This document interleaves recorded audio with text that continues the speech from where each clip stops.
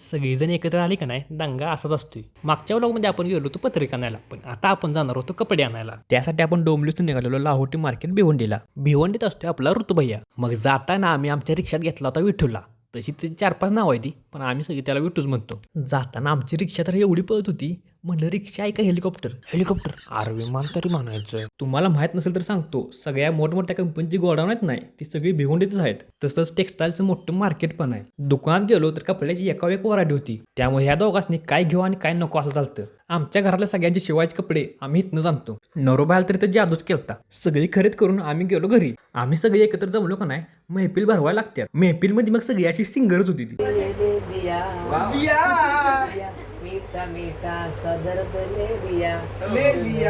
मग असं ओरडत रात्रीच्या कधी 2 वाजले काय कळालंच नाही. मग सकाळी 9ला उठून बिना आंघोळीचं आम्ही गेलो मटण आणायला. तसं मी नॉनव्हेज सोडायचं म्हणतोय, पण अजून काही जमना झाले. मटण घेऊन आम्ही घरी गेलो खरं, पण काय माझ्याकडे जेवताना व्हिडिओ करायचा रात्रीच. जेवून आम्ही गेलो डोंबिवलीला, कारण आम्हाला ठाण्यातनं आमची रेल्वे पकडायची होती. डोंबिवलीत जाऊन अशा बॅगा भरून घेतल्या आणि आम्ही गेलो ठाण्याला. तिथे ॲसिलेटर म्हणून जमलं, नाहीतर दिवसभर एवढा कंटाळा आलता की पायऱ्या चढायची बी ताकद नव्हती. लग्न ठरलं का नाही असं असतंय बघा, मोबाईल माणूस हातात ठेवतच नाही. तुमची पण यावर्षी अशी अवस्था होणार असेल तर कमेंटमध्ये येऊन सांगा.